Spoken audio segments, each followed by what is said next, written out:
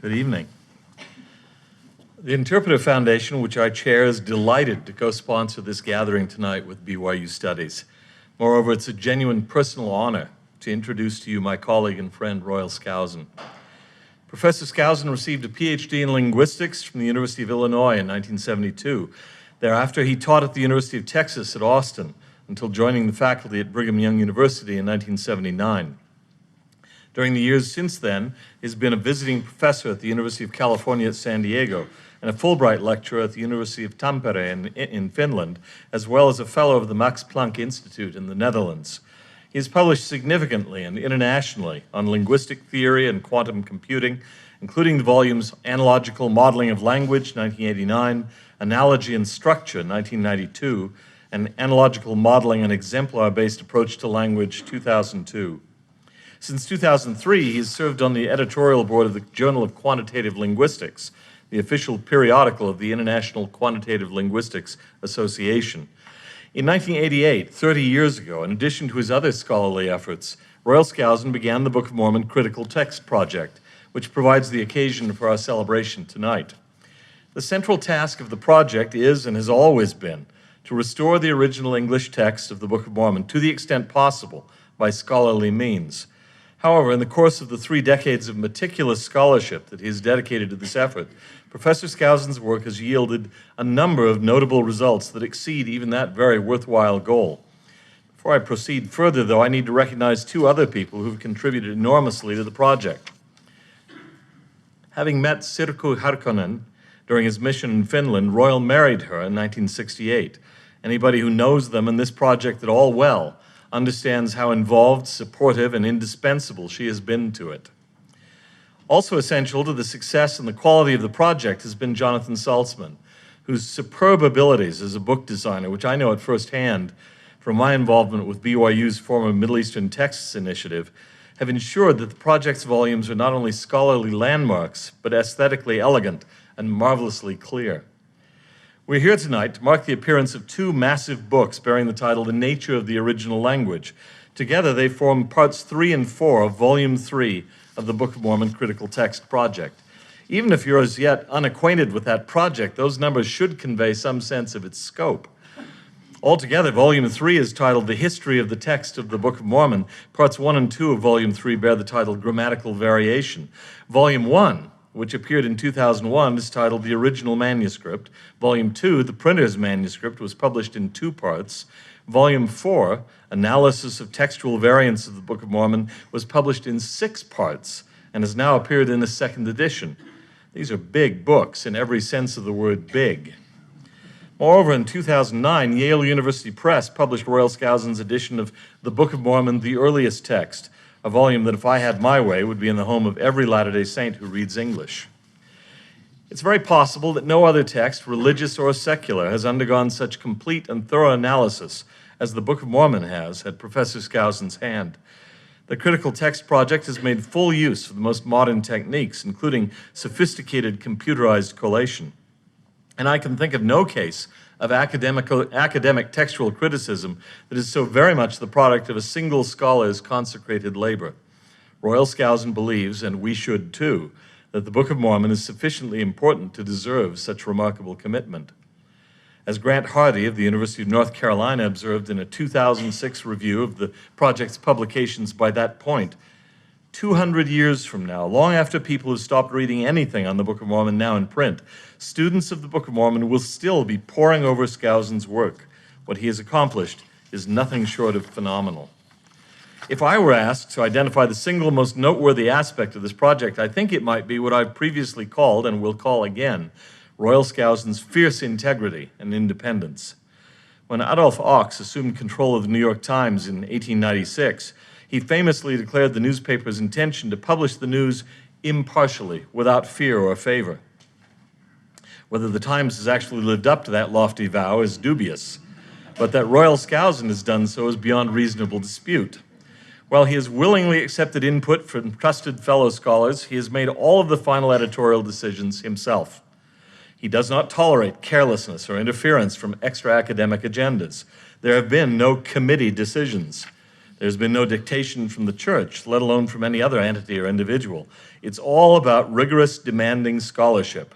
And he has followed the facts wherever they have led, no matter how surprising or perhaps even uncomfortable the results might be, as will plainly be illustrated tonight.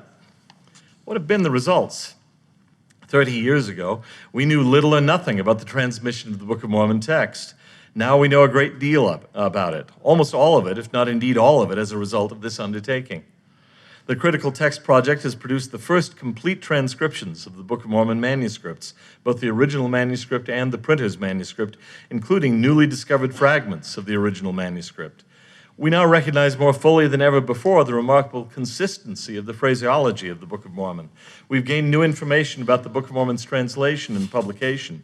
For example, we now know that for the portion of the Book of Mormon from Helaman 13 through the end of Mormon, the 1830 edition was set from the original manuscript, not from the printer's manuscript. Why? Because in February 1830, Oliver Cowdery and others took the completed printer's manuscript with them to Canada in order to secure a copyright to the Book of Mormon in the British realm. Thus, in order to continue his work, the 1830 typesetter used the original manuscript to set the text for this part of the Book of Mormon. We have a clearer idea about who really counts as a witness to the translation of the Book of Mormon and regarding exactly which aspects of their accounts can be accepted as eyewitness testimony. We have learned more about the corroborating witnesses to the Book of Mormon plates. In 2014, as something of a spin-off of his textual work, Royal Skousen published another account of Mary Whitmer's viewing of the golden plates in Interpreter, a Journal of Mormon Scripture.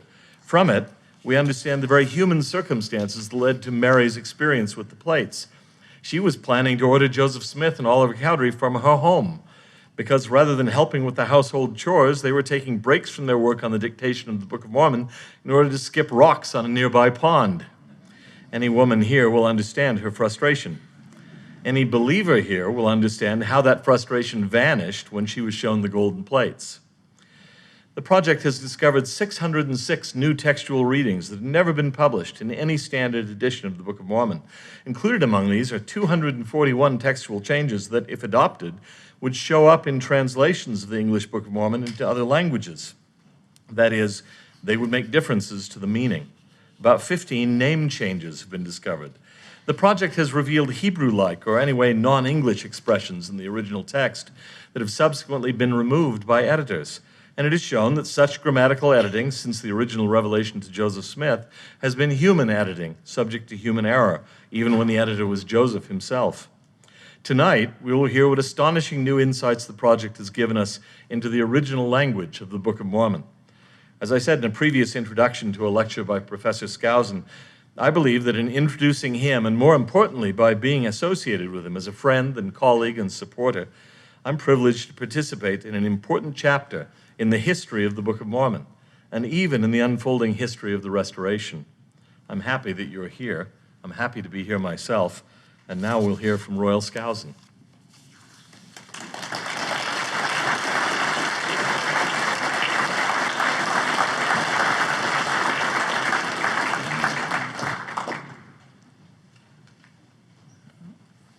Thank you, Dan.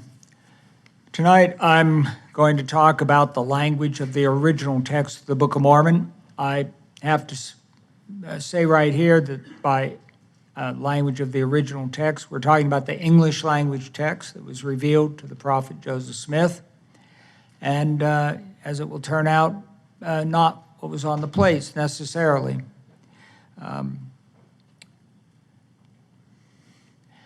As Dan has already mentioned, there are a number of volumes that have been published as part of the critical text. They're, I think, on view over here.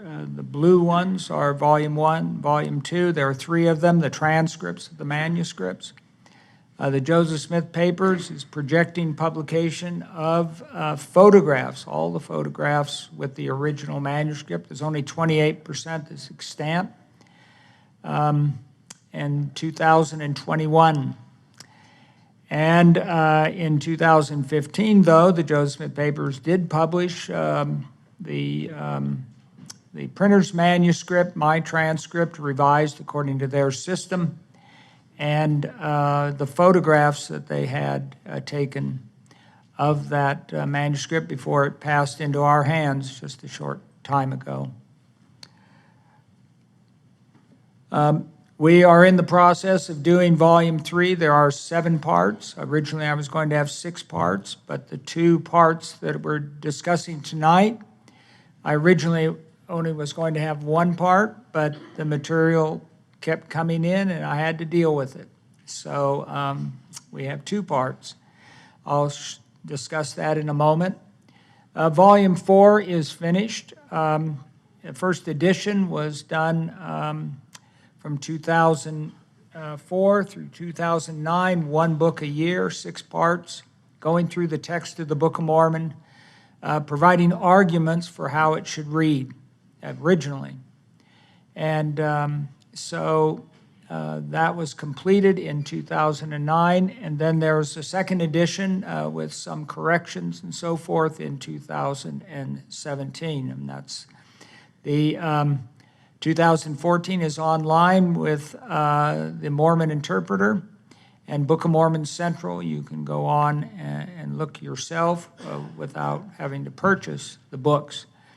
But if you want an actual physical copy, there is the second edition. Volume 5 is a complete electronic collation of the Book of Mormon. I'm the only one that's got that at the moment. And there's a reason for that, but it's mainly so I can control what I'm doing and not be, shall we say, harassed by everyone that wants to put in their 2 bits about things. They'll have to do it later. Well, that's the way it is. In any event, I want to show you what this looks like. But when we finish Volume 3, we're on the we've got over half of Part 5 now typeset, and when we finish that, we'll release also the computerized collation. It will be in a word-crunched version, and so it's all searchable. You can look up "and it came to pass" and find out every place it exists in the text, every place Joseph Smith deleted it for the second edition 47 times, and so forth. And so you can make a study yourself. You can check me as well.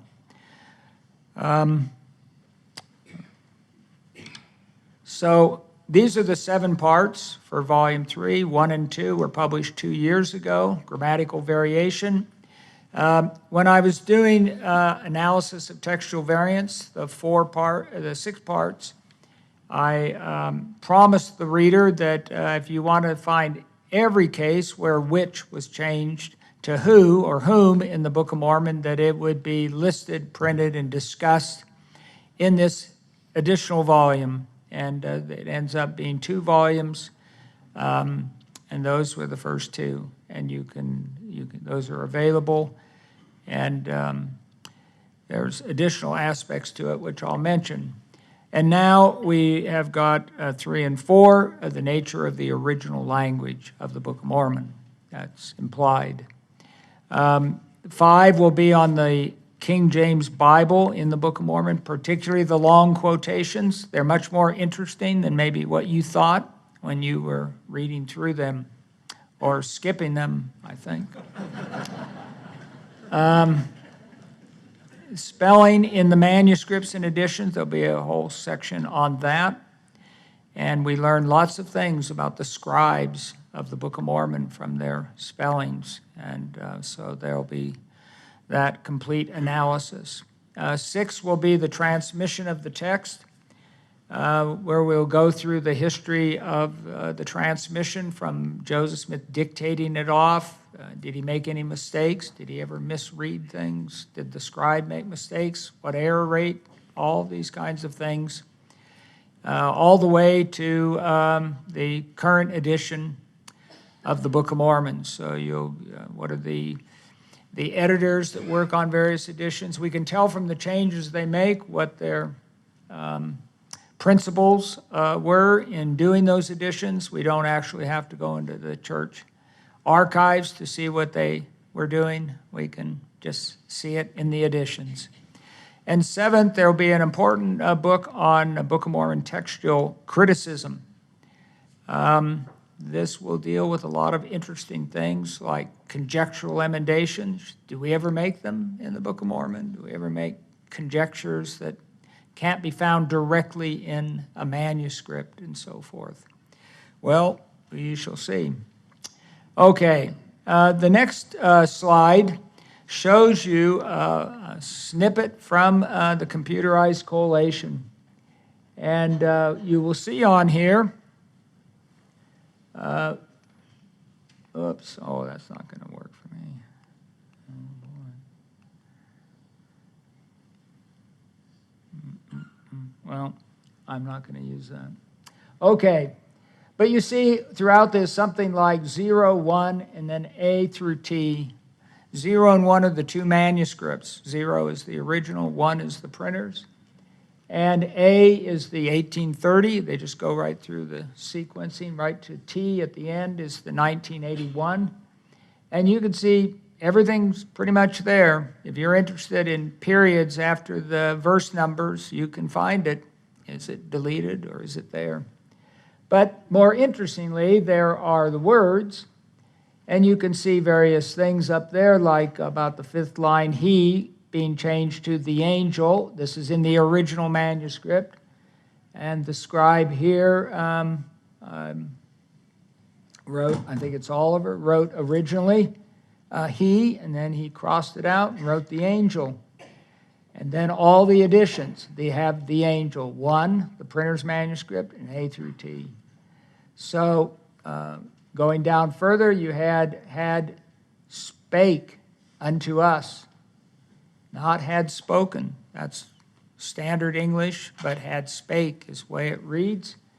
And this has got a 0 and 1. It means the manuscripts have this, spoken. So that means the 1830 typesetter decided, oh, I don't like this, and I'm going to make it standard. So he did. He wasn't supposed to do that, but he did anyway. You'll also notice there are things in bold. Bold means that this actually exists in the original manuscript, so the actual writing. And finally, there's underlining. And you see underlining some of the bold, but some of the underlining, like again, if you go down near the bottom, or murmur, we're not going to put in the misspelling. We'll put in the standard spellings in the, and this is for the Yale edition. So you see underline, murmur, and again. And so this is what the computerized collation looks like, but you won't use it this way. You won't search it linearly. You'll have Word Cruncher to help you search it. And okay. So at the end of doing analysis of textual variants in 2009, I arranged it 1 year before finishing it with Yale University Press to publish the results of my work. It's called The Book of Mormon, the Earliest Text. We didn't call it the original text, even though my work is an attempt to recover the original text. We only have 28% of the original manuscript, and it's a little specious to go around saying, well, I just know my text is what Joseph Smith received in the instrument. It's the original. Textual critics tend to do this. Whatever they come up with is the original. But this is not really good. And so I came up with the idea of calling it the earliest text. So it's based on mostly the manuscripts. There are conjectures based on evidence elsewhere in the text and so forth. One of the striking things in the earliest text, besides the restoration of non-standard English, is sense lines.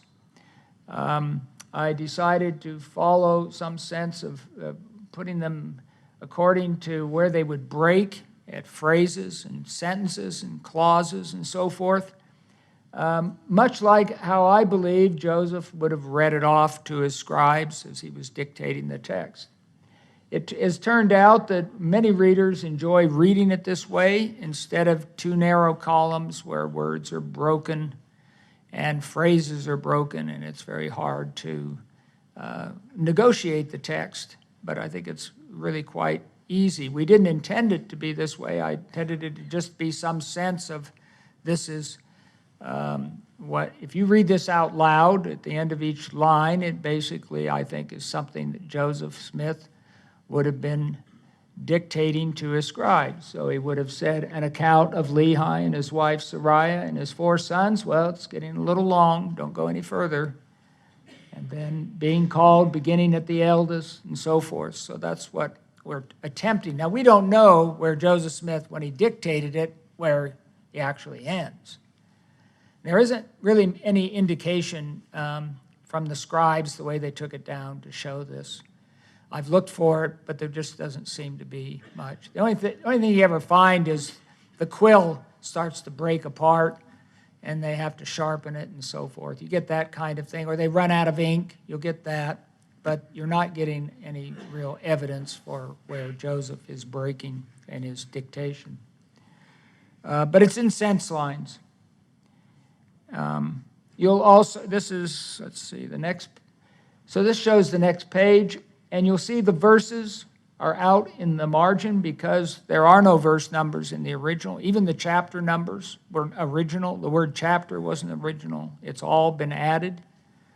And Joseph, as he was dictating, apparently could see an end of a chapter. And he just told the scribe, write the word chapter. They had no numbers. No numbers. There's no numbers appearing. There's not even the word chapter. And so he could have called it section, but he didn't. So they wrote the word chapter. The ink flow for chapter is the same, and Oliver's writing it. It's the same. It doesn't change. But the numbers are added later. Heavier ink, more carefully done, and sometimes they got off. Put the wrong number in. So the typesetter had to correct some of that. And once they put the color, it was in blue ink, they put the chapter number. The chapter numbers are not a part of the text. Now, the original chapters are a lot longer than our current chapter system. Orson Pratt broke up the chapters, and he wanted to add verse numbers, and he didn't want long verses, and apparently he didn't want any chapter having 100 verses. Now, the RLDS, the Community of Christ, have kept the original chapter system, and so they have some chapters with 200 and some verses. And so they retain the original breaks, shall we say. We have lost the original breaks that were there. The original system is based on narration, narrative wholes. So when you read about Nephi going up to get the plates of brass, it's all one big story. There's no chapter breaks. So if you're reading a chapter a night, you read the whole story. You don't get to break it up. Okay. Well, one of the big findings of the Book of Mormon has to do with the bad grammar. In the 1830 edition, when it appeared, there was almost this outrage. This was supposed to be the Word of God, and there it was with things like, in them days, and they was yet wroth. Now, we as linguists, I think Stan and I, don't have a problem, but a lot of people do. B.H. Roberts said it'd be blasphemy to think that God would reveal the text in incorrect English. So he thought that if God revealed it word for word, it would be in, I guess, his correct English. So that in and of itself is not an issue. But it has always bothered Latter-day Saints. It bothered Joseph Smith, I think, because in the second edition, he removes most of the non-standard that he can find, that he identifies, and he makes it into a more standard kind of English. And but with the really surprising aspect of one of this project, for me, in 2013, when I looked in the Oxford English Dictionary for this use of them, which is now non-standard, I found it in academic scholarly writing about 1600. And here's 3 of them. So, to Samaria and them parts. The wars and weapons are now altered from them days. 4 of them logs make a cab. And this is academic writing, you know, they're not peasants from Somerset County or something like that. You know, this is intended to be academic scholarly writing, and they're using this. And this sort of made me, I began to, I'm thinking, well, there's something, when I get some time, I want to look at. But I didn't get to it. But the next year, 2014, Stan Carmack sends me a paper he's written. And he's basically taken all of the bad grammar, gone through it, and shown that it's in early modern English. So he wrote this paper, and it was published in the Mormon Interpreter in 2014, I think several months after he sent it to me. I really encouraged its publication. I think it's one of the most significant papers ever published in Mormon studies, because we have been so worried about the bad grammar and thinking that this is a sign that Joseph Smith is the author of the text and so forth. And we may be wrong. So besides doing the example that I just talked about, Stan wrote about had smote. I had smote off his head with his own sword. In the original, it's not there now, it's smitten. And his cousin whose ear Peter had smote off. Or they was, oh, imagine that, they was yet wroth. That sounds so hick. And there it is, 1694, which veins and minds, if they was sought for. And here's a whole list of the ones he put in this article. And some of them aren't really bad grammar. Some of them are just so archaic. They're in the Book of Mormon. But some of them are considered bad grammar. Nephi's brethren rebelleth. The TH is supposed to be with the singular, not plurals. There it is. And these are in early modern English, and Stan's going to talk more about this tonight. It sorroweth me. Said, that's archaic, of course. They should not do none of those things. These things. Your kids talk this way. They did fall the tree to the earth, instead of they did fell the tree.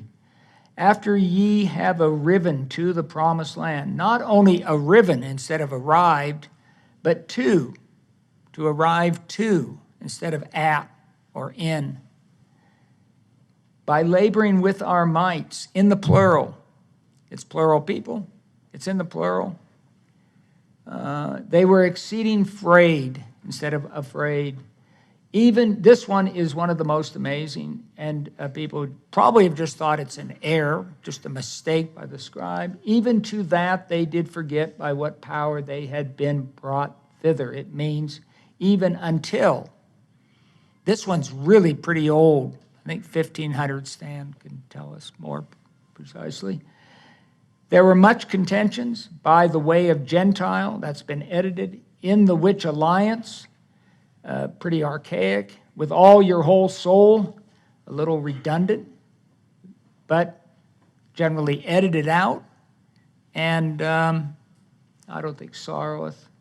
But in any event, Stan discussed all of it was, I think, for me, it was just wonderful, actually, to see this laid out, because I had been discovering other things about the text, which made me think it was in early modern English, which really have to be in early modern English. Now, the bad grammar, you could say, well, I still think it's the hick language of Joseph Smith. But this other stuff isn't gonna work that way. In fact, to that won't work either. Well, in 1988, Renee Bangerter, a graduate student working on her master's thesis with me, was working on the vocabulary of the Book of Mormon and how it had changed since Joseph Smith's time. And there are examples of this, quite a few, and they're in our new book. In the last part of it, we talk about words that have changed since Joseph Smith's time. But in the first part of the book, we're talking about words that were very archaic, that would have been already gone from English by the time Joseph Smith translates. But Renee was working on this, and she came across one passage which she couldn't really make sense of the way the words were being used, break and mar. And when you read it, you know, it's about the Jaredites, and they're traveling in their vessels. No monster of the sea could break them, neither whale that could mar them. When we read this today, we think the them is the ships. Break the ships, mar the ships. However, when you read the whole passage, it's about 8 verses. Them, they, them, their, them. They all refer to the people of Jared. So she thought, okay, let's look it up in the Oxford English Dictionary. And she got old meanings, 1500s, where break had the meaning to stop. Now, we still have that, you know, in a way, but we don't use it quite like this. And mar, definitely not to hinder, to put a damaging mark on or something of that nature, to mar something.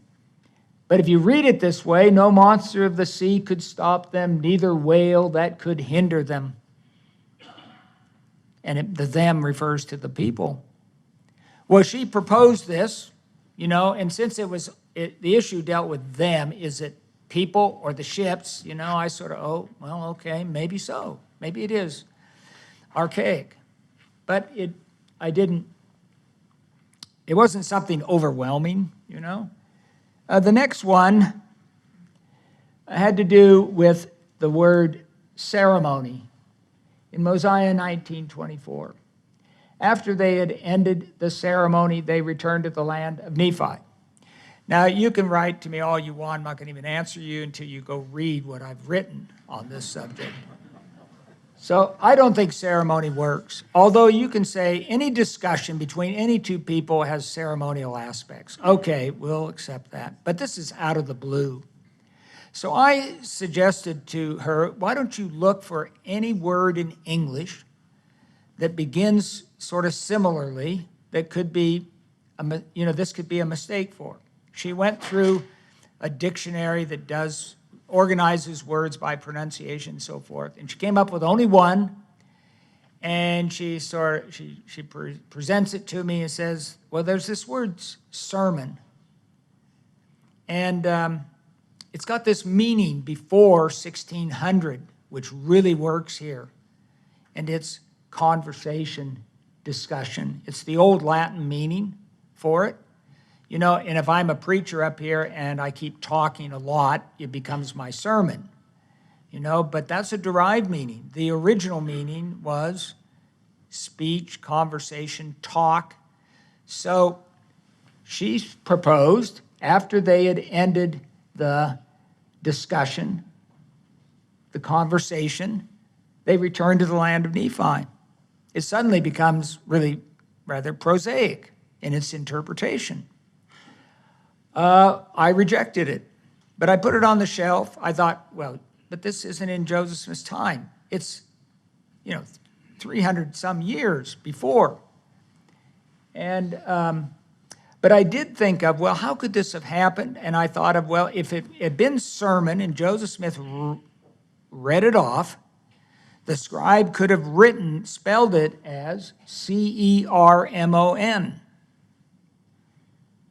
And then when Oliver copies it, and this doesn't have to be Oliver, by the way. We don't know in Mosiah who the scribe is here, but when Oliver copies it, he ends up changing it to ceremony because he doesn't recognize sermon.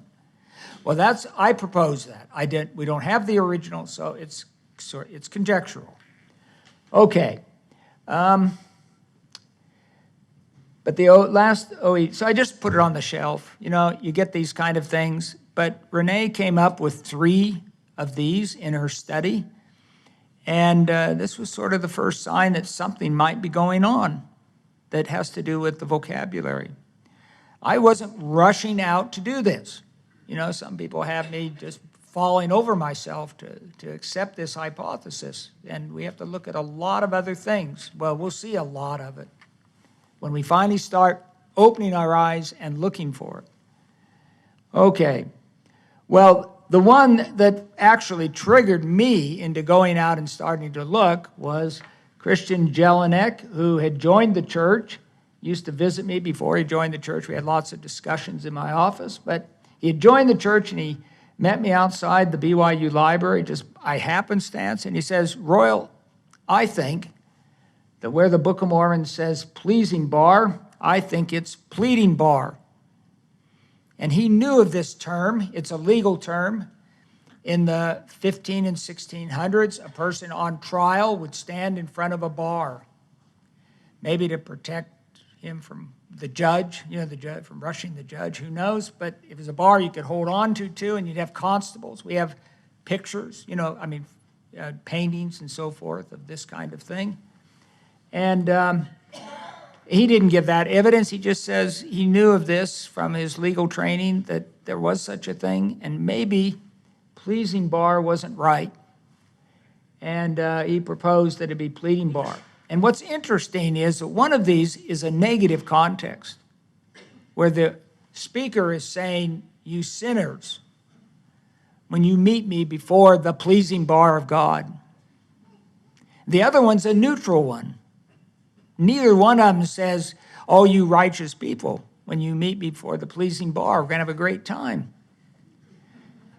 So I started looking this up. The thing about pleading here is it's an old term that means your case, your argument for your life, what you did in life. It isn't meaning you're pleading or anything that don't send me to hell. It's that you're making your case, a pleading, and term still used. Okay, so I thought, well, I'm going to go look on the internet. And I found lots of evidence for the pleading bar all over the place. Well, okay, it wasn't 10,000 hits, but I was finding it. It was definitely there. It was in literary works from 1607 up to 1718. There was a woman who did a travel log, and she mentions a place she was visiting. And she says there was where the pleading bar was, and a guy writing in 1908, citing one of our prophets and referring to the pleasing bar, but he called it the pleading bar. He changed it. I guess he thought it was an error. He was non-LDS. He was in London. A museum in Fordidge, England, near Canterbury. All their descriptions of this museum courtroom from the time of Charles II refers to, they have the bar there. You stand in front of it. They call it the pleading bar. I have not found any examples of pleasing bar referring to a judicial bar. None. Except the Book of Mormon. You can get them. That's it. There are pleasing bars. I mentioned a few there. That's it. So there's not much really going for pleasing bar. Now, I know the argument is, well, I'm righteous and it's going to be pleasing. Well, I think you should review your life, every bit of it. I think there'll be some things that might not be so pleasing. Okay. Well, then I started looking. And in the new book, the very first section, I placed 39 items, which looks like their meanings. The words are still in the language, but the particular meanings in the Book of Mormon have changed since what they mean in the Book of Mormon. So these are what they read in the original text. This is the first one is actually not punctuated this way. This is Sharam at the end of, he's going to die, and it's deathbed repentance. And he says, lest my case shall be awful. And then the current text punctuates it with some kind of semicolon, I think. And Monty Shelley suggested this, that the but here is the archaic meaning unless. So that you should take out the punctuation and just read it. Now, see, the punctuation's all been added. It was originally added, in this case, by John Gilbert. There's nothing sacred about his punctuation, but there's nothing sacred about ours either. And if we've made any changes to it. My case shall be awful, but I confess. My case shall be awful unless I confess. Much more reasonable than something like, lest my case shall be awful, but I confess anyway. That's the way it reads now. It doesn't make sense, really. So I think there's something really to this particular one. And we'll see there's another one with but that really had to be removed. Counsel the Lord in all thy doings, old meaning. I think we should restore this one. It's sort of one we'd like to have. Just tell the Lord. But that isn't what it means. It means counsel with the Lord. And Brother Talmage added the word with in 1920. He understood what it meant. I don't think he looked it up. The OED wasn't finished when he did his work on the Book of Mormon. Course, direction, cross, contradict. This last one, the waters of the Red Sea departed.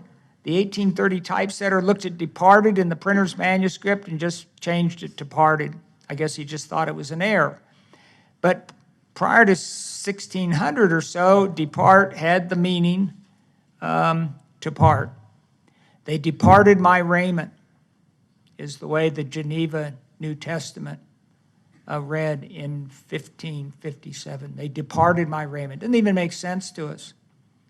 But it was the meaning. But by the time the King James Bible came along, they didn't like that meaning. It had become archaic, and they removed every example from the King James Bible.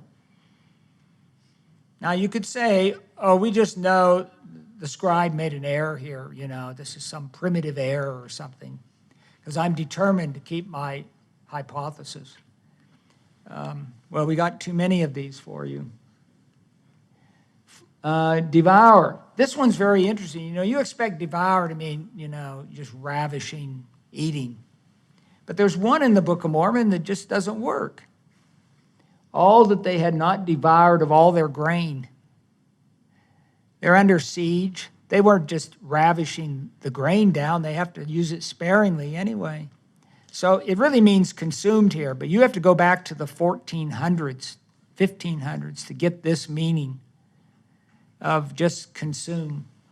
Flatter. This doesn't even work. It's still in the text. They might flatter them out of their strongholds. How do you flatter somebody out of their strongholds? Well, it means to coax, entice. The next one I think is impossible for its current understanding when you read it. It's in the text. See that you refrain from idleness. But this is Shiblon that Alma's talking to. He's the second oldest, right in the middle. He's the one out there working like a dog. He was arrested, he was in bonds and so forth. And his father's telling him not to be idle. It doesn't work.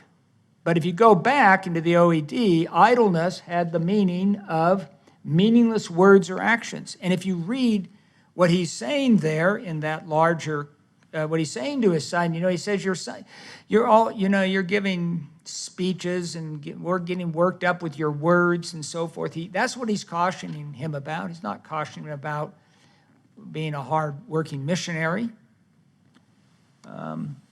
Well, there are other ones in here. Rebellion is a very interesting one. He stirs people up in rebellion. You think that's just perfectly fine, except that it's the Lamanite king, and they're above the Nephites. These are the people of Limhi. So they're hierarchically above them. In our language today, to stir up people in rebellion, you have to be under them. You can't be above them to do this. But earlier in English, rebellion has the meaning just to be in opposition, to stir his people up in opposition. So now it's hierarchical. Welfare, success, because of the welfare which Helaman had. And this one's very interesting. It's got an insertion which says, or the the success. If you go look at it, I didn't put the 3 dots in. But the text even helps you on this one to tell you this means success. And that's an old meaning. Whereby, meaning why? Whereby hath my father so much sorrow? I guess you can sort of figure it out. We haven't removed it. It's in the text. Well, you start getting this. There are 31 that I discuss in the first section. And trying to get pretty good, from the OED and databases and so forth, that it's not being used this way. It's still in the language, but with different meanings. Then there are, in the third section, archaic phrases in the Book of Mormon. This first one is really important for understanding why they execute one of the sons of Pahoran, because it says that he was about to flatter away those people. You mean they're really going to execute him because he was going to do it? That's what we interpret about to mean. But originally, about to also had the meaning you were going about it. He was going among the people. And flatter, of course, has that other meaning of trying to coax them, to work them into a frenzy and so forth. So he was actually doing something that was illegal. And so it makes much better sense if you have that meaning. Be aware means to beware. It's been changed. Begin to means begin to the creation of the world. Sounds really bad. It's in early modern English, and it's been changed. This next one, but if he yielded to the enticings of the Holy Spirit, it doesn't even work for us. It means unless, though. Brother Talmage sort of figured it out, I think, from context. To do away. So if there's more to it than this. It looks really bad English here. But them which shall do these things away and die. What does it mean to do these things away? It turns out that what it means, it's quite an old meaning. It means to dismiss them. So if you are presented the gospel and so forth, and you do them away, the message, and you die, you're in trouble. That's what he's saying. That's still in the text.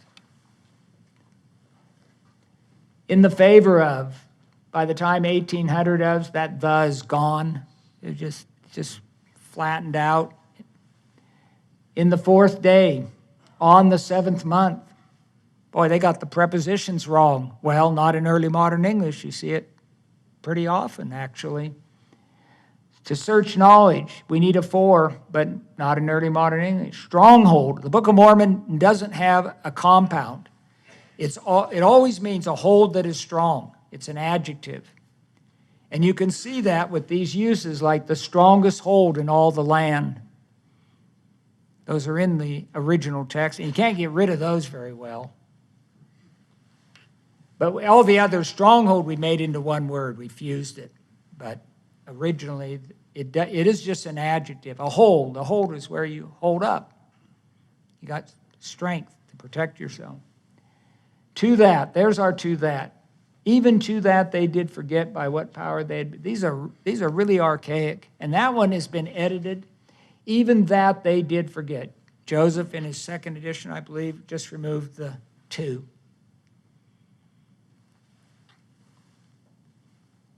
They're archaic expressions. Some of these, the first one here is really interesting because howbeit doesn't work if it's fused as we expect it today. But in its original literal meaning, it works in context.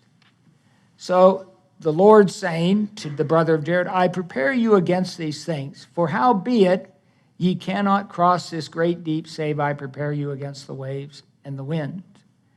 And it means, however it may be, no matter what, you're still going to need my protection to get across.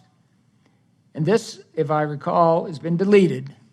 It was fused into one word and then deleted so that you won't be confused. Well, your confusion is because you don't understand early modern English. And there are other ones here, lay and watch and so forth. Nevertheless is a very good one. This one still in our text, and this is really bothersome if you try and read it. And Jesus saith unto them, Pray on. Nevertheless, they did not cease to pray. Huh? It's one word, it's been fused, but the original meaning of nevertheless is by no means less. So it means pray on. And by no means less did they cease to pray. Did they not cease to pray? It's a multiple negative. You just have to forgive them. And there's William Tyndall using it, nevertheless. They're very literal there, of course. What is it, meaning why is it, and so forth. When we start looking, these have very often been edited because readers can't deal with them. Some of them are still in the text, and we just read over them, and I think we sort of wonder, but we just keep reading. That's the point of Scripture reading. Just keep reading. Okay, now, I've tried to look at every word in the Book of Mormon to see when it came into English. According to the Oxford English Dictionary, some of the Oxford English Dictionary is a little late, so we go and look at some of the databases and find they're earlier. These are the only 3 words that I've got in the Book of Mormon that are late. See, now my hypothesis is the vocabulary is dating from 1530s to 1730s. It's about 100 years or more older. Well, there's one word that is clearly not old. It's heft. It occurs once. It's in the 8 witness statement.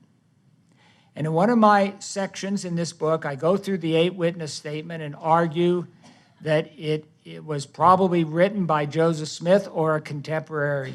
It dates from 1829. So there's heft. The other 2 show up in the OED later, but they can be created at any time within English. Hinderment.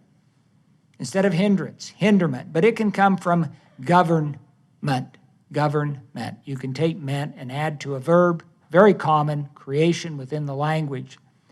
And ites, Book of Mormon is the earliest. The Oxford English Dictionary should have it. Earliest use of ites. But it can be created too from Israel, Israelites, and so forth. These last 2 don't really count as independent word creations, but the first one does. There's only one. Now that's sort of amazing. Suppose you're going to create a text, translate it, and you want to make sure every word is at least 100 years old in English. You wouldn't even know where to start. Now, you might know something has come into English in the last 20 years, but would you know that something came into English 70 years ago, 80 years ago? Probably not. You just got to read the Oxford English Dictionary on the weekend. I know that was a cheap shot. Okay, so are there expressions? Okay, this is transparency time. Are there expressions which we have not, which really they're longer, we found them, that don't fit into my hypothesis? Well, one of them is a descendant of used with plurals. They are a descendant of the Jews. Alexander Campbell complained about this one. This is the only one he got right. He had a right to complain about, because we haven't been able to find it. The earliest I found is on Google search, 1884. Then it starts showing up. The Gentiles must be reading the Book of Mormon or something. I don't know. It's showing up. Morrow month could not get until early 2000s on the internet. I think it was a bunch of Mormon guys writing some science fiction stuff. I don't know, but there it was. It's disappeared now. I can't find it anymore. But I wrote it down, so I put it in. Wax strong in years, 1895, Google. Now, you can understand these things. I think they're all understandable even earlier in English, but, I'm putting them out there. These are ones that I haven't even been able to find after. This Book of Mormon's unique, as far as I know. Cite your minds forward to urge you to consider. And maybe I haven't even interpreted it correctly. Pollutions. People who are polluted or who pollute, not the actual physical pollution, but people. That use, and maybe it's an error. It only occurs once. Then this next one can't be an error. Retain, meaning to take back. The Book of Mormon usually it means to keep. You retained it, you kept it. But in 13 places or so, depending on how you interpret it, it means to take back, like this one. They had retained the 1/2 of their property. They got it back. Or Zarahemnah retained his sword. That's because he takes it back from Moroni and then tries to attack him.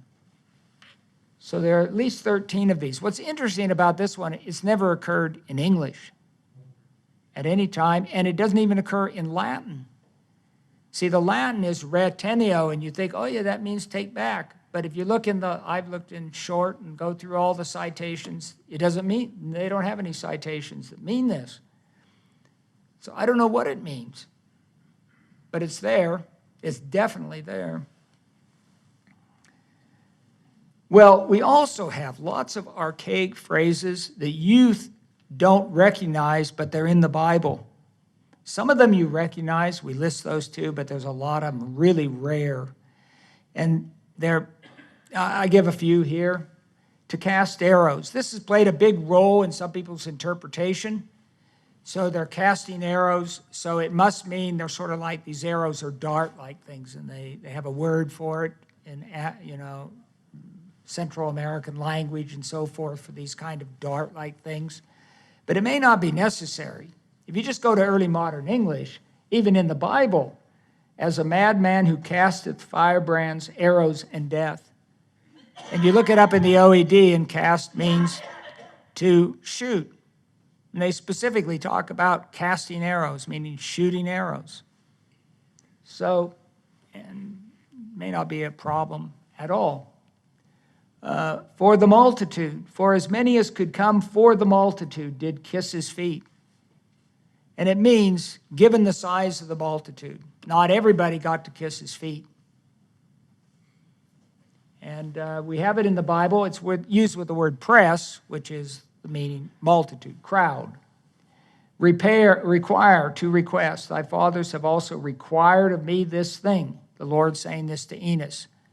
And I think it means requested, not actually forcing him to do it. I was ashamed to require of the king a band of soldiers and horsemen. It's in Ezra. It's also, I think, in Proverbs 2 times. If Joseph Smith did this, what a genius. Let's give the guy credit if he did it. I don't think he did. I think the text was given to him. That's my belief. So in 1831, Alexander Campbell wrote the first really strong critique against the Book of Mormon. And as part of it, he basically said, Joseph Smith is just commenting on all the political and social issues of upstate New York for the past decade. That's all this book is, and it's written in his bad English. And he lists these things. And this thing you see all over the place. A lot of historians keep quoting this thing. Well, there's 3 of them in there that I don't think are in the Book of Mormon at all. And I've got them in bold. Transubstantiation, I don't think is in the Book of Mormon. There's no discussion either for or against the Catholic idea that when you make the blessing on the sacrament, it changes the bread into the flesh of Christ and the wine into the blood. There's no discussion. The only phrases that are used in the Book of Mormon are the very same ones that are used in the Bible. There's no discussion of it. Penance, the idea that you go to someone and confess, and he tells you that for you to get repentance, you have to go do certain things or pay certain things or whatever. You've got to go to Canterbury, give a donation, this kind of thing.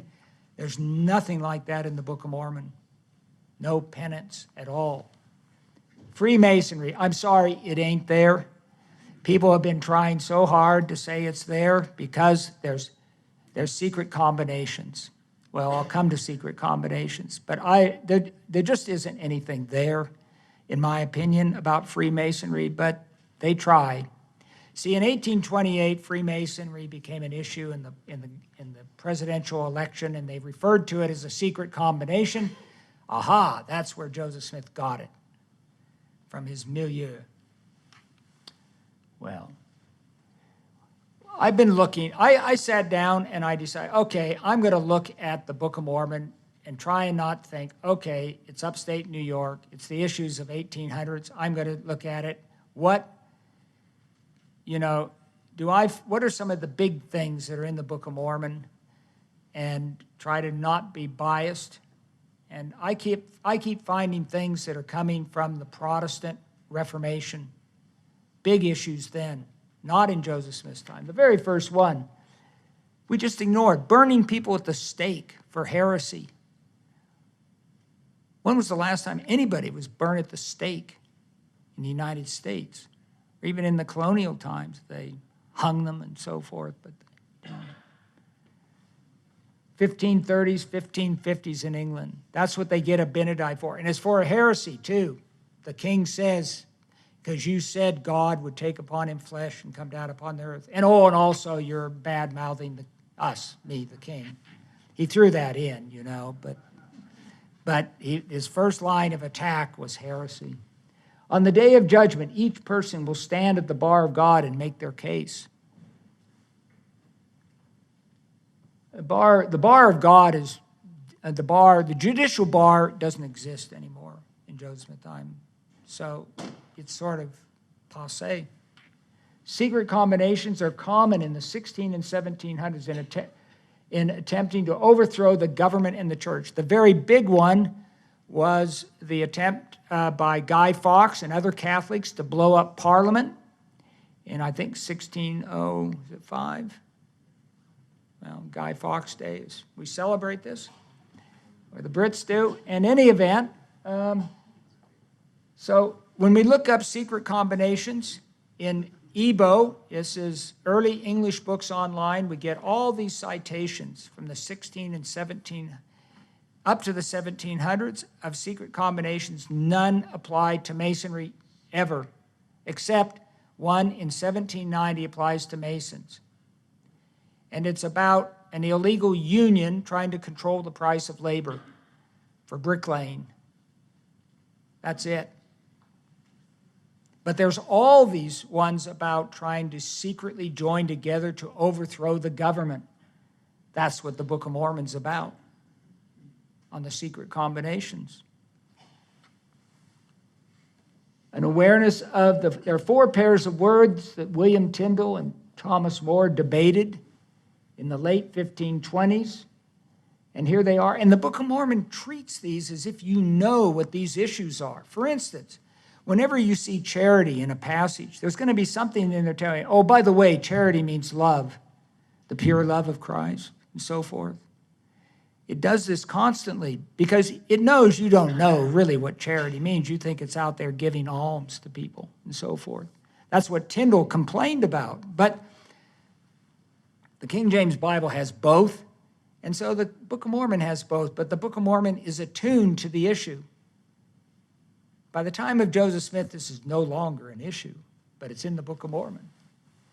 A complete rejection of child and infant baptism, in agreement with the position of the Anabaptists. They were considered the radicals because the Lutherans and the regular Reformists and the Anglican Church wanted to just moderately change Catholicism.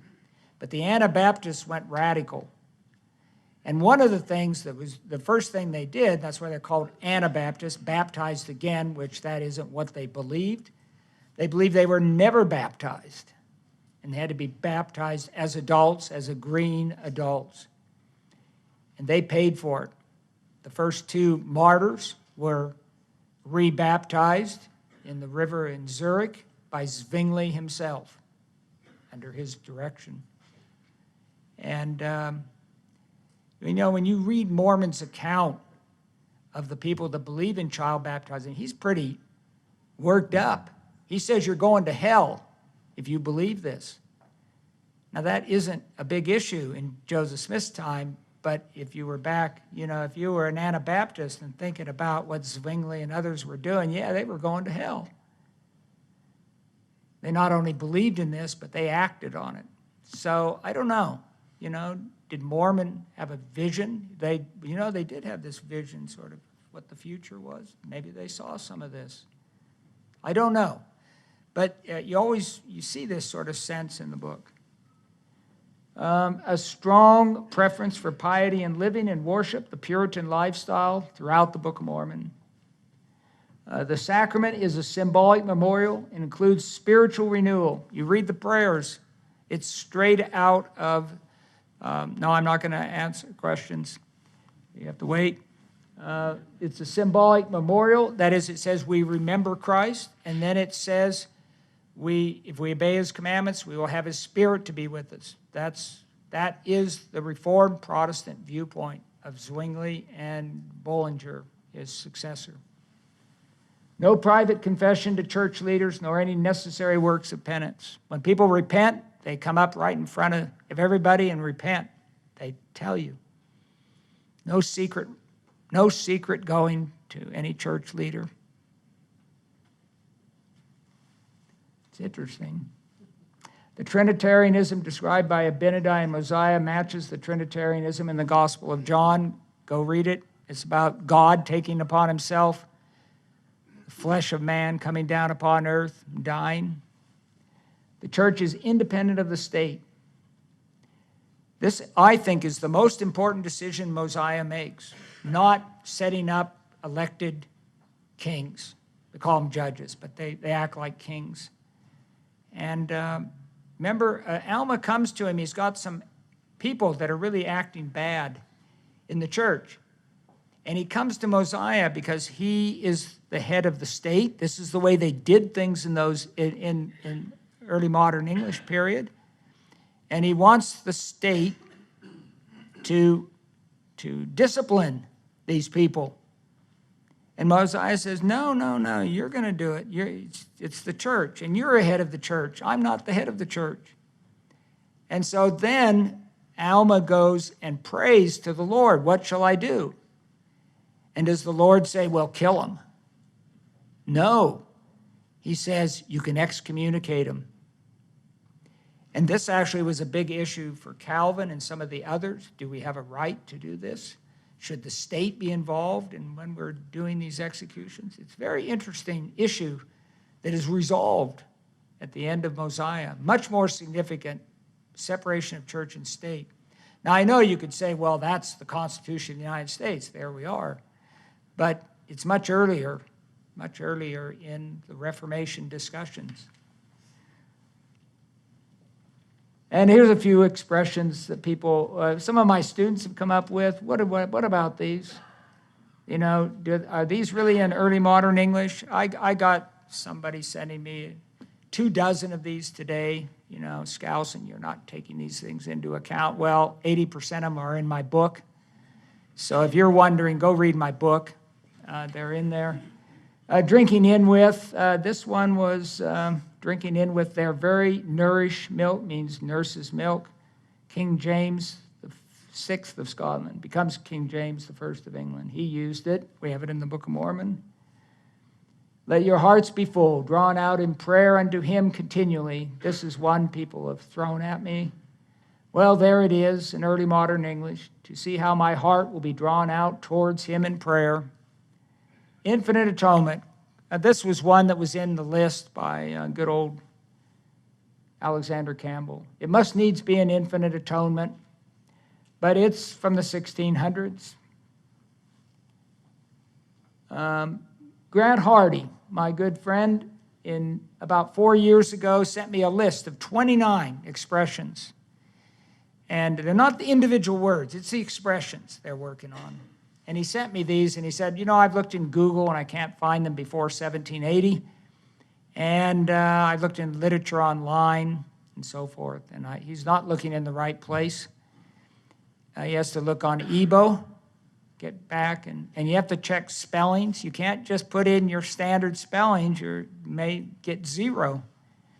But if you take these things into account, so this is one he had in his list, nourished by the good word of God. And I couldn't find it. But this is called syntactic combination. So I could find the good word of God. And I found nourished by the word of God. So it's really pretty obvious that they would have had mentally, conceptually, even though I don't find it in the databases, the combination. So that one's in there, in my opinion. Instruments in the hands of God, that was in his list. It exists in 1612 and later ones. Save his people in their sins. There's a whole discussion, you remember? Amulek going with Zeshram about being saved in your sins versus from your sins. I like the quote because the guy obviously wrote the Book of Mormon. And to justify or save his people in their sins and not from them. The very phrase. Sing the song of redeeming love. We're always getting this. This is obviously from Joseph Smith's time. Well, I'm sorry. 1721, the saints do sing this song of redeeming love. Now you may say, why is this happening? It's because the expressions of the Protestant Reformation extend from the 15 and 1600s through the 1700s up to the 1800s. People keep using the expressions. These are some recent ones. A couple of these appeared on the internet as challenges. I'm getting tired of this because it's like a batting average that you don't ever get a single. They would choose rather, endure the crosses of the world. You think, man, that is really particular. We're not going to be able to find that. Oh, yes.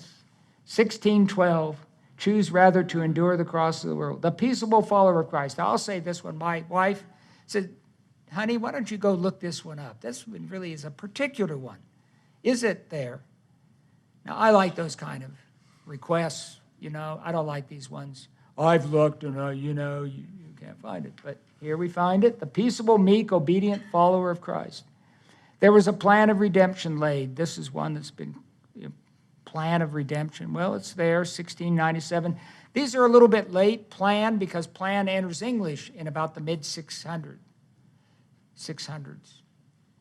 So to get that combination takes a little while, but they're there. Okay, I'm going to stop for a while. Stan will now talk to us about the syntax of this period. And it's an extremely important issue of what is the syntax of the Book of Mormon. And you hear all the time these kinds of things like, oh, it's just the sort of King James Bible mutilated and so forth. No, but if you study it precisely, you will see it's different. Okay, Sam.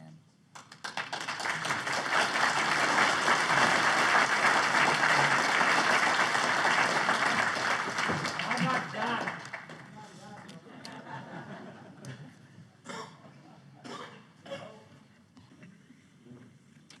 What is syntax? The word comes from Greek, meaning arrangement. Arrangement of words in phrases and sentences. The connections between the words, the grammatical relationships. So that is the meaning of syntax. You can think of it in terms of sentence structure. Syntax is concerned with the form and structure of things rather than the content. It has to do with subconscious linguistic knowledge that we all possess. So it is very strong evidence. In fact, I think it is the bedrock evidence, along with the lexical usage of the Book of Mormon, that clarifies the nature of the translation. Clarifies just that what it says in 2 Nephi 27 is fully accurate when it talks about the delivery of words to Joseph Smith in 6 different verses in that chapter, and I invite anyone to go and reread that chapter in terms of the words and their delivery. And in fact, that's why the study of syntax is even though it's a dry subject and difficult, it has real meaning for the Book of Mormon. It's quite a meaningful thing to study because we have the translation clarified, and it all indicates that Joseph Smith did not have the implicit linguistic knowledge to word the Book of Mormon. Well, we find that there's a significant amount of there's a significant amount of archaic language that fits best the late 1500s. That does not mean that there is no syntax from the 1600s or 1700s. There is, but there is a significant amount that patterns more like the late 1500s than any other time. So we have found that in many cases, the syntax of the Book of Mormon is not like biblical syntax. It is not like pseudo-biblical syntax, and the pseudo-biblical writings are those of the 1700s and early 1800s, where the authors are attempting to mimic biblical style, and they're writing histories for the most part. Histories, for instance, of the American Revolution or the War of 1812. And they are able to imitate certain aspects of biblical language, some aspects of the syntax, the more salient aspects, the simpler aspects. But the more subtle aspects of the language are not imitated to the extent we see in the Book of Mormon. And then the Book of Mormon patterns quite differently from the Bible, and it goes beyond the Bible in certain domains in its archaism. It's independent, and you can find, in almost every case, you can find that syntax in the textual record of the 1500s and 1600s, and it's not the language of Joseph Smith that we can see in his 1832 history or his personal letters. So I'm going to go over 4 items of syntax that are mentioned in the books, and you can read these in the critical text. And we are looking often at patterns because those are quite powerful evidence when you look systematically at systematic usage and patterns, but sometimes you find very interesting individual usage as well. The first one I'll talk about briefly is the verb ending th, which we're all familiar with. But what is different in the Book of Mormon is that about 180 times the usage is not with the third person singular. It's normally with the plural, but often, well, a few times with I and even thou. And you can find all of this in early modern English. Here we have some examples. Brethren, Nephi's brethren rebelleth. There you have a noun phrase, it's plural, where you have the th instead of rebel. Here, the next one is a relative pronoun example. All those who hath hearkened. This is the kind you might find in some of the earlier pseudo-biblical texts. They have a limited form of this th plural, and it is usually with this relative pronoun usage.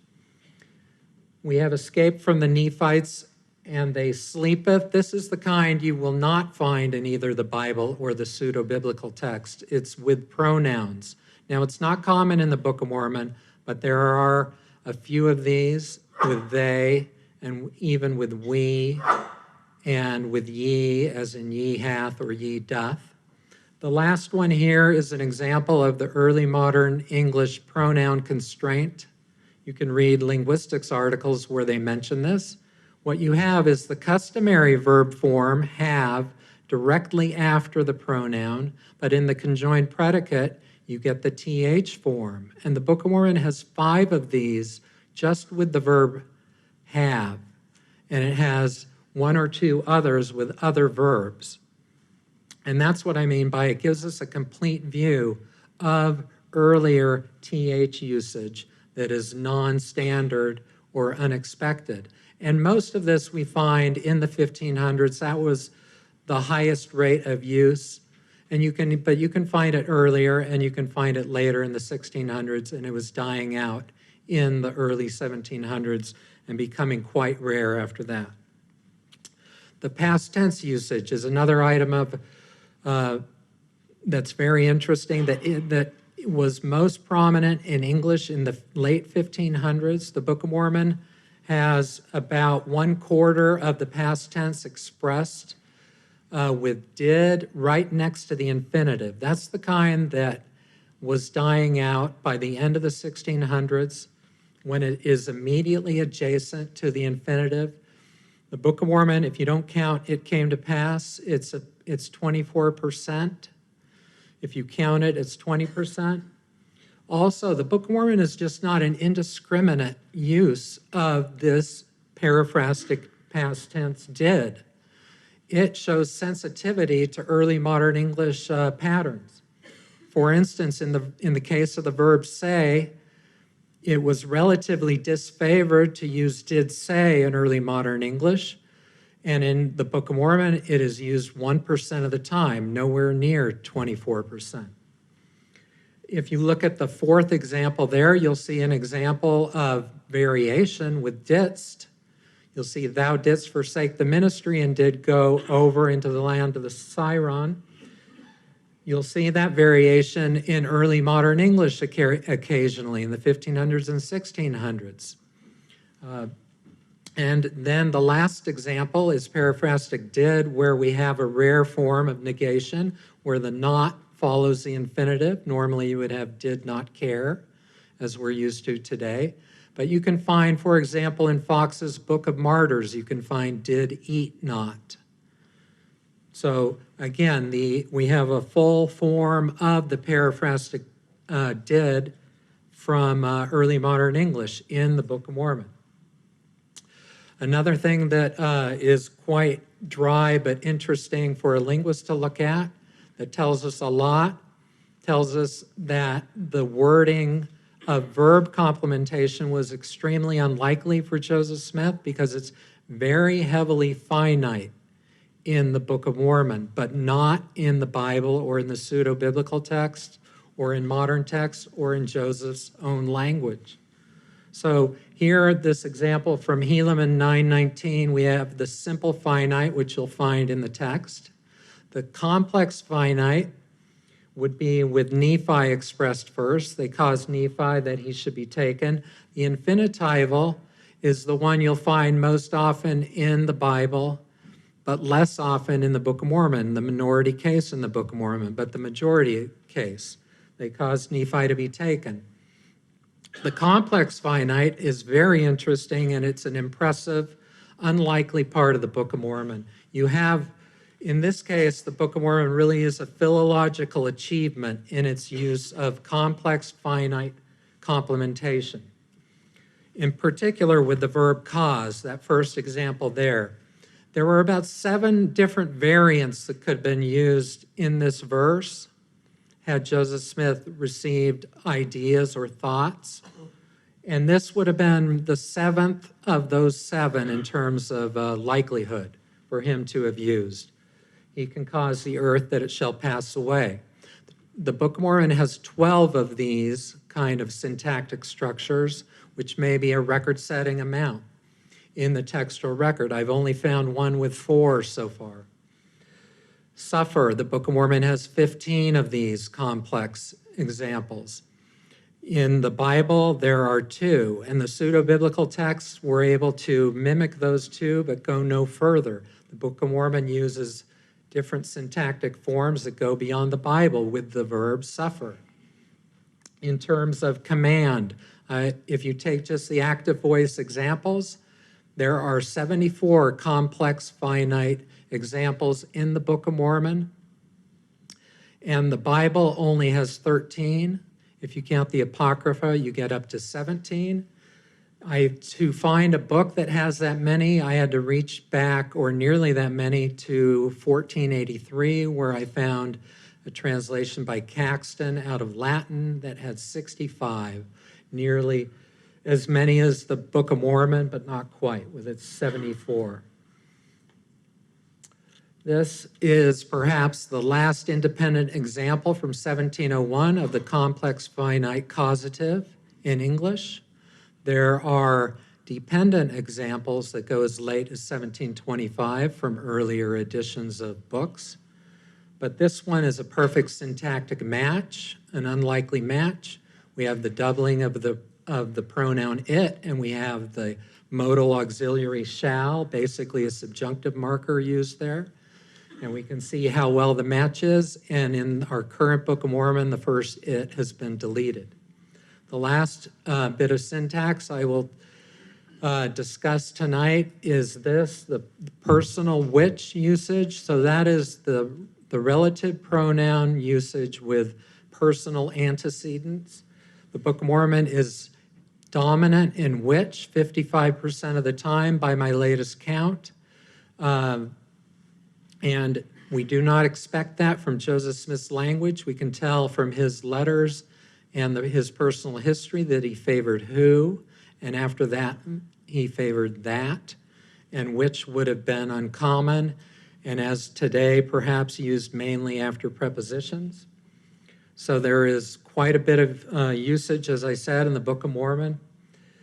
If you take a subset of this with a very common antecedent, those, which occurs more than 200 times in the Book of Mormon, and if you count all these laboriously, you can get a profile of the usage of the Book of Mormon with the three possibilities, which, that, and who or whom. And you find that the Book of Mormon is completely unlike the Bible, which favors that. The biblical pattern comes out of late Middle English. That was favored, which was never the dominant personal relative pronoun in English, but it peaked in the late 1500s. You can see here in the Bible, those that is nearly 90%. Those which is quite low, and those whom is even lower in the Bible. Very few examples, but these percentages are based on quite a large number, over 200 in each text. And these are completely uncorrelated or heavily negatively correlated. Now, it is possible, it is very uncommon, but it's possible to find authors that have the pattern of the Book of Mormon. Here is one. He was born probably in the 1560s. He was a Catholic bishop. He was from the northeast of England, George Downham. We can see that his correlation with, that simple correlation with the Book of Mormon would be extremely high. It would be near 1 in this case. So the Book of Mormon usage is not unattested, but it is in no way biblical or pseudo-biblical or like Joseph Smith's own preferences. And notice that these would be subconsciously produced in great part.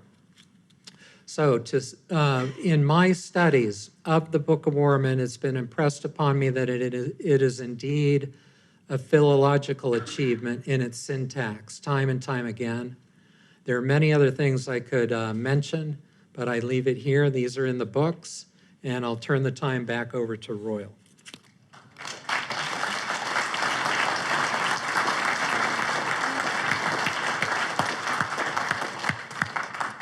You see why Stan's a crucial part to this project. He pays a really good complementary aspect to my work. Okay, I'm going to finish this up quickly, I know that.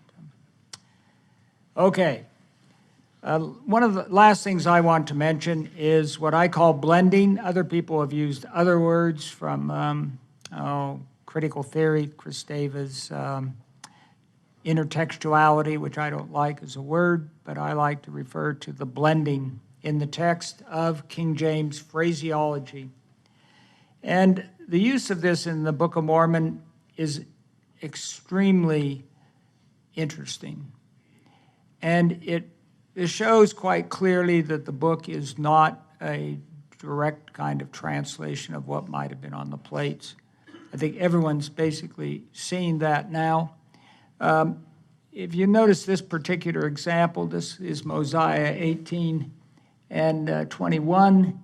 It reads, one faith and one baptism, their hearts knit together in unity. There's no repetition of together. In love one towards another. So this is what I call linguistic gymnastics. And if Joseph Smith's doing this, he is really moving through his concordance or his Bible. One faith, one baptism is Ephesians. Their hearts being knit together is Colossians. Together in unity is Psalms 133. In love one toward another, 1 Thessalonians. Just jumping all over the place. But you'll notice the Book of Mormon one is seamless, and it doesn't really take on any of the themes of its source. This is what I mean by blending. It's this language is just woven into the text so that you're really rather oblivious to it unless you really know the Bible and got out your computers. This is one of my favorite. I've actually talked about this earlier, 2013, I believe. Hebrews 10 and 27. But a certain fearful looking for of judgment and fiery indignation which shall devour the adversaries. This is in Hebrews. The Book of Mormon it's clearly dependent on it turns out, Hebrews. Yea, in darkness and a state of awful, fearful looking for of the fiery indignation of the wrath of God upon them. It's actually pretty clunky for us. The 1841 typesetter deleted the word of. So it ended up being of awful, fearful looking for the fiery indignation of the wrath of God, sort of what we expect. But the original had the of. And that's what the Bible has. And this passage really doesn't have much to do with what Hebrews is talking about. But some translator knows this phraseology really well and has blended it in. I like the word blend. Every word is intended. And you find this over and over. Every word, every form is intended. And Stan and I take it seriously. Okay, I'm going to end with the questions you all want to ask, so there won't be any need for you to ask questions. But several important, I'm going to read this because it's got to be read, you know. Several important questions derive from this work on the nature of the original language of the Book of Mormon. I discuss them here at the end of this summary article on NOL. This will appear in BYU Studies Quarterly within the week, I think. Is the original Book of Mormon text an early modern English text? Now, you've seen a lot of evidence tonight of early modern English. Is it an actual text from early modern English? The answer is no. Here are 4 findings that must be considered. The word retain often takes the meaning to take back rather than the expected meaning to keep. This etymological meaning for retain has never occurred, as far as I know, in the history of English. B, in the original text, we have the nearly consistent use of the extra conjunctive and, a little word, after a complex subordinate clause and before its following main clause. Now that's a lot of hunk of syntax. But here's an example. Originally in Moroni 10 and 4, and if ye shall ask with a sincere heart, with real intent, having faith in Christ, and he will manifest the truth of it unto you. That's the way it reads in the 1830 edition. It reads in the printer's manuscript. Joseph Smith took out the extra and, but it's in the original. As far as I know, this syntactic structure, which is Hebrew-like, but is strictly speaking not a Hebraism, has never occurred in English. C, in the Book of Mormon, the use of the perfective auxiliary have is considerably more frequent than the archaic perfective auxiliary be for verbs of motion and change. This is complex. I'll just give you an example in a minute. This syntax appears to date from the late 1700s, nearer to Joseph Smith's time than from the early modern English period, which definitely favored the perfective, be, as in, he is risen, he is come, the be verb. Now, we today say he has risen, he has come, but that's really quite modern. The Book of Mormon has got more haves than it should be if it is actually in early modern English. D, the vocabulary of the text has been filtered so that no truly obsolete words from early modern English get through, except in the long quotations from the King James Bible. There you get to put up with them.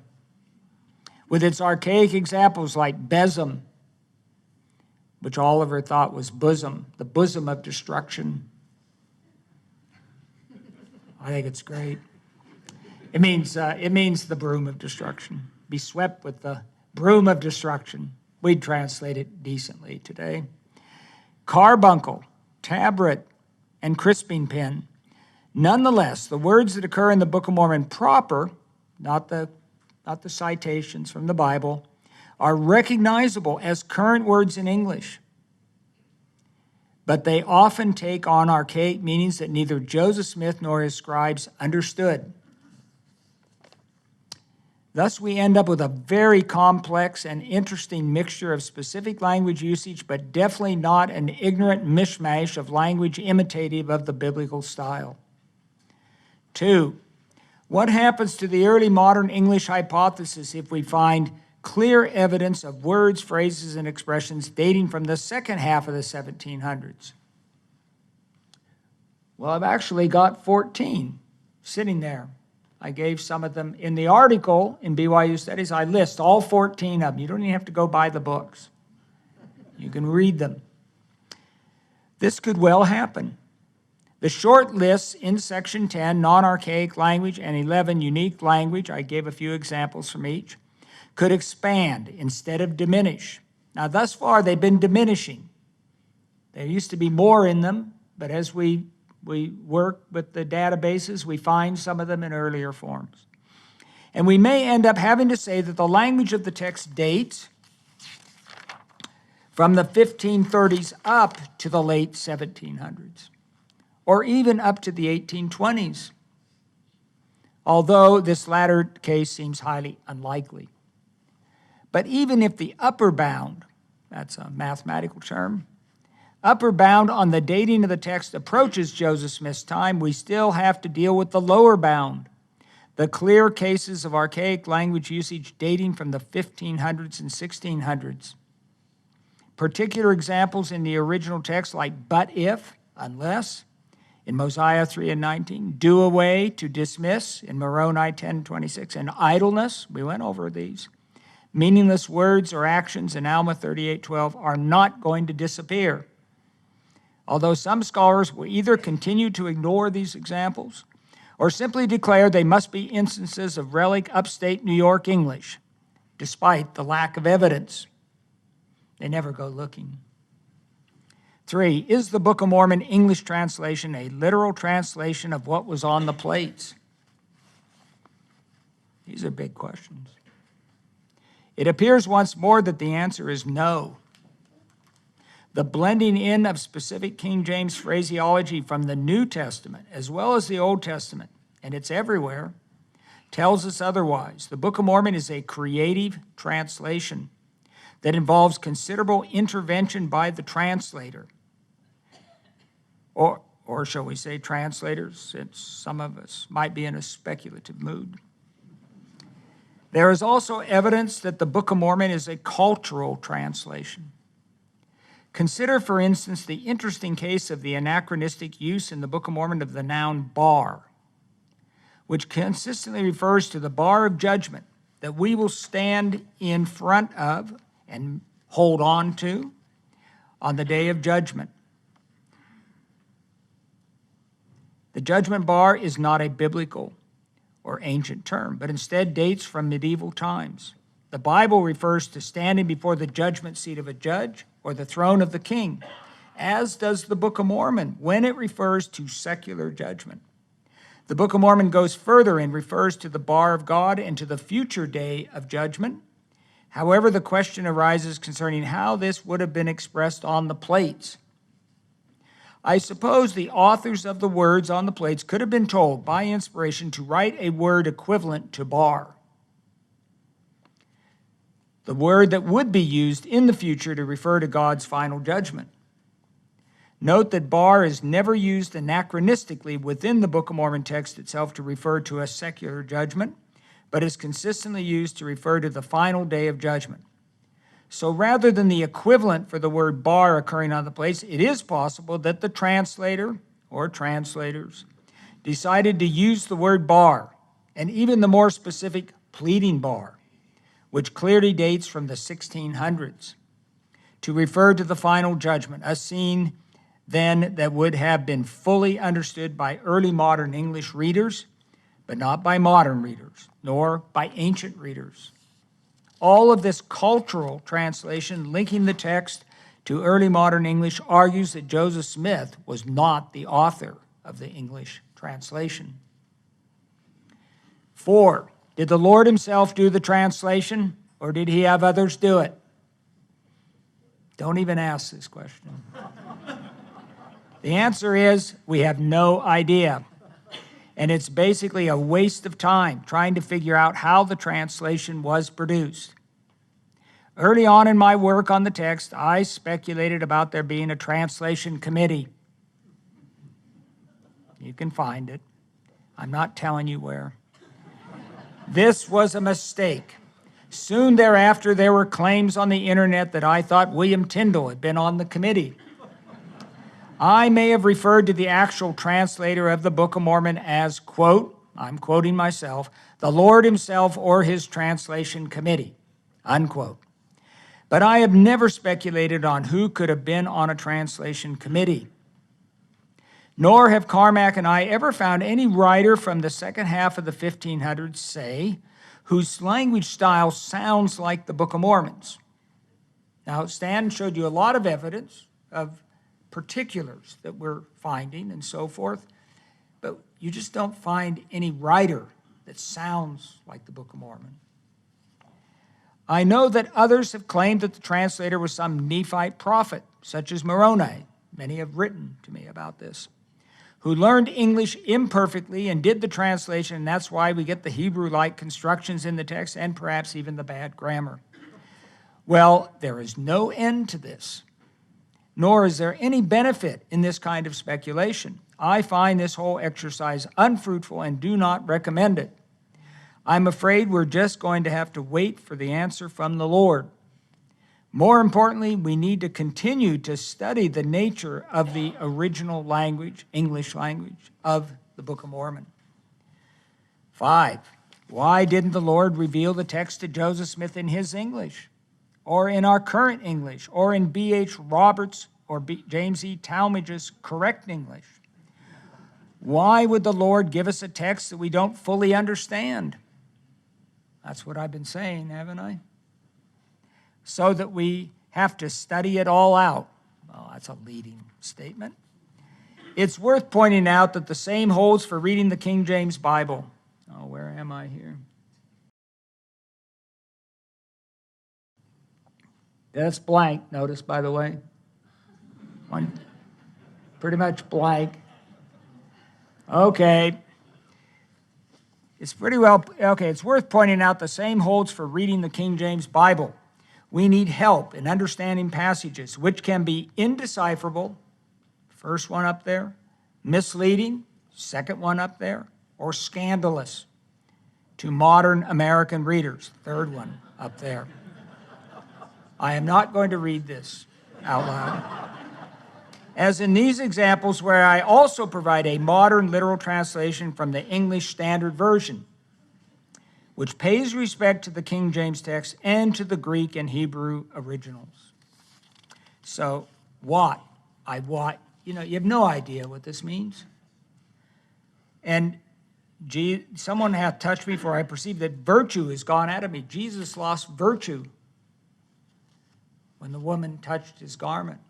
I've heard Sunday school classes argue about this. and I let them. It's sort of enjoyable to see it. The third one, I've never heard a Sunday school class talk about.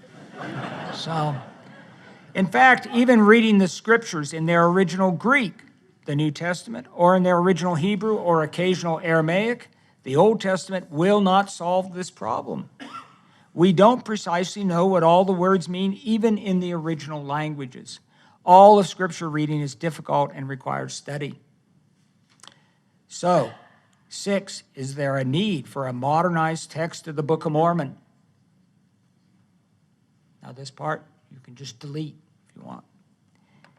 So let's see here. Let's get rid of the scandalous stuff. Okay, there are 3 possibilities I'm going to mention. As far as the non-standard grammar goes, we already have that kind of text for the most part. Of course, we could go further and make a thoroughly modern English version without any archaic syntax, thus avoiding verbs with the inflectional endings est and eth, and the archaic pronouns thou, thee, thy, and thine, as well as eliminating archaic words like yea and nay. Going in the opposite direction, the Yale text of the Book of Mormon restores the original non-standard grammar and all the original archaic syntax. Yet in reading that version, modern readers may stumble over expressions like in them days and they was yet wroth. In other words, they stop reading the text and wonder what's going on. And what about all the changes in meaning discussed in this new work, the nature of the original language? Should we have footnotes for all of these changed words in the Book of Mormon? And the English language continues to change. So a few centuries down the road, we may very well be forced to have an English text with notes explaining an increasing number of changes in the language. This is what we already have begun to do with our LDS King James Bible.